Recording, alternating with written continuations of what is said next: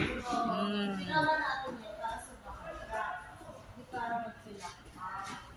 Ayan ha. Ginawa mong playground ang museum ni Presidente Marcos ha. Oh. Ayan ang bibilihan namin. Ginawang playground, ginawang park, ang museum. Uy, wag maingay, bawal. Bawal. Yan ang mga plate number ng sasakyan ng ating ex-President Marcos, the father of our recent Marcos Bongbong, our president. Yan.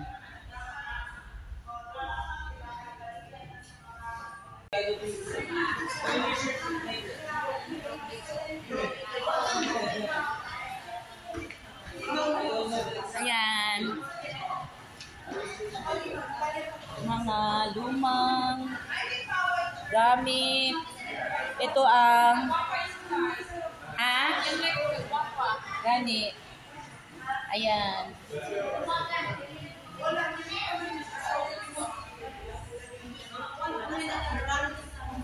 Ambot na lang ko yun, nagaras-garas. Dukuan na yung cellphone. Kay yaran gitumban. Real na sila. Natumban. Itumban din niya sa van. Ay, sino ba? Hoy, ito po ang istorya. Anting-anting tradition. Yan.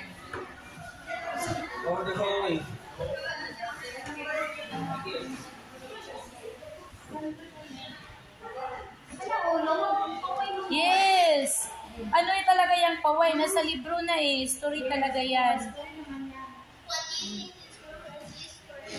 Yes, like that na gang. Pag ang teacher mo magpaano ng history, kung saan lugar mo napuntuhan, wala na. Ikaw na talaga ang 100%. Kung ako ang teacher mo, wala na. Perfect na. Kasi it was proven nga. Ito ka na. Oh. Not only in the book, you're not just reading in the book, but you experience. Oh. To the experience of going here and witness the Malacanang Museum. Dapat mamaya, Malacanang doon, museum. Yung Malacanang of the North. Actually, sa panahon ni ex-President Marcos, yung dati, may Malacanang of the North siya. So every time na ay mag-meeting sila, Congress, Senado, diri sila. Dili sila dili siya permanente dito sa Manila. Kanang house nila ni or dili nila ni house is an office. Naa dito ang residence magpa-picture ta. Kaya mo tayo yung dress. Okay, thank you. Gamay ka isyong mga Bayat man si Imelda. Sexy ba siya? Naimo ba siyang kuan? Berting gamay Hala, nila siya. kami. Kaya mo tayo yung dress. Okay, thank you. Gamay ka isyong mga Bayat man si Imelda. Sexy ba siya? Naimo ba siyang kuan? Berting gamay Hala, nila siya. kami. Yan po ang Marcos Mausoleum. Dati po, dyan po siya nakahimlay, but now, he is in libingan ng mga bayani. Yan. Ito nang, dito.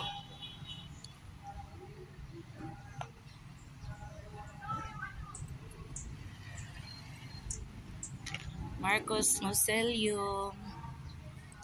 Dito po kami sa Batac, Ilocos Norte. Yan po ang Marcos Museum.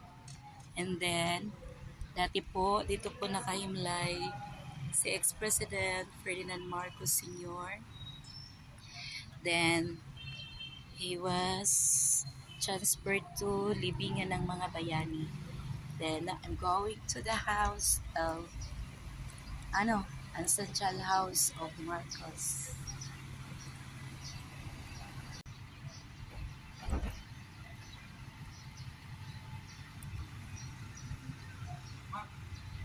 Yes. Papaliwanag